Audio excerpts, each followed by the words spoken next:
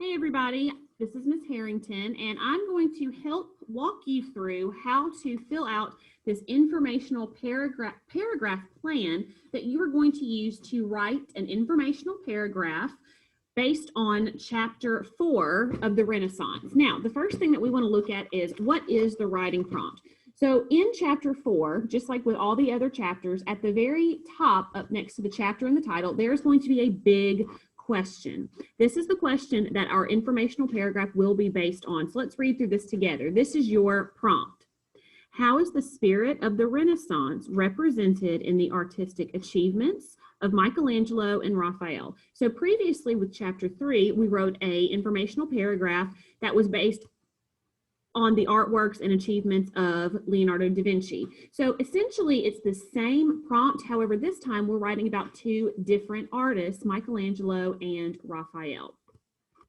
So looking at this chart, I'm going to walk you through how this chart needs to be completed. So at the very top, you're going to see a box for topic sentence. This is a very important sentence to your informational paragraph because whoever is reading your writing should be able to read this topic sentence, this first sentence, and know exactly what it is you're writing about.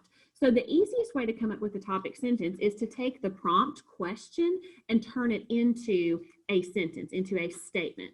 So if the question says, how is the spirit of the Renaissance represented in the artistic achievements of Michelangelo and Raphael, I'm going to turn that into a sentence. So I would say it as this.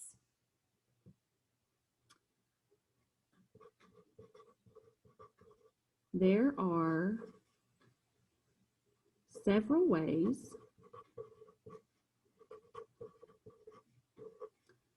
that the spirit of the Renaissance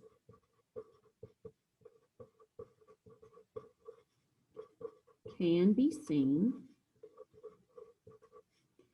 in Michelangelo and Raphael's, make sure I'm spelling that correctly, A-E-L, artistic achievements.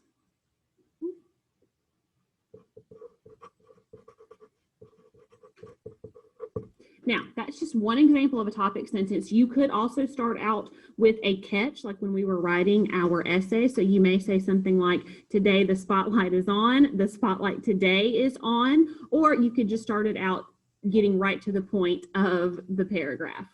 Now, once you are done with your topic sentence, you've got several columns below. So you have reason, text evidence, and an explanation of the evidence. So for reason, this is where I told our in-class students, when we're talking about reason, this is where you may want to list the, going back to my topic sentence, the ways in which the spirit of the Renaissance, what the Renaissance is all about, can be seen in their artistic achievements. So when I think back to last week's informational paragraph, you may have mentioned something about education and learning is seen in their artistic achievements. Or from chapter 1, you could say something about ancient Greek and Roman civilizations and culture can be seen in their artistic achievements. So this is where you want to list the ways or the reason, and I'll put that here.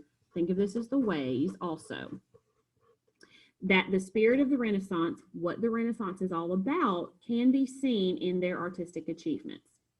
So once you come up with your reasons, your ways, then you're going to come over to the text evidence box. This is where you want to include page numbers and maybe quotes that follow up with the ways the spirit of the Renaissance is seen in their art. So that may be something like on page 33, it talks about a piece of artwork that has to do with education, or a piece of artwork that has to do with Roman culture, or a piece of artwork has to do something with religion. This is where you would put that information here. Again, putting that page number and perhaps quoting what it says would be best to put it here. And then in the far column where it says explanation of evidence, come up with a sentence that explains how what you put in the first and second column goes along with your topic sentence. And even think about it like this. Right here, this is where you want to write a sentence that explains how your reasons, your ways, and your text evidence answers that big question from chapter 4. Now, at the very bottom where it says precise vocabulary, this might be a good place where you want to make sure you're using specific vocabulary that was used in the chapter, because it's just going to make your writing stronger. So I would say maybe come up in this box with 2 to 3 vocabulary words from the chapter that you want to use in your writing.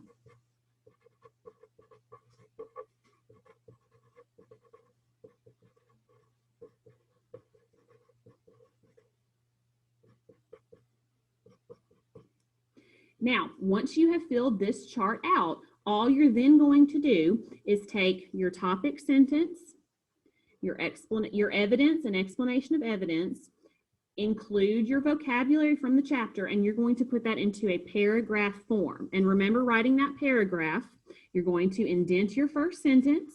You want to check spelling, especially spelling for this particular chapter, because you have all of the words in front of you that you're going to pull from the chapter. So you want to make sure you're spelling those words correctly.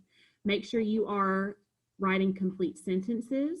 Make sure you're using page numbers. If you are quoting directly from the text, make sure you do so correctly with quotations. Or if you paraphrase, remember, you can just reword what the text says.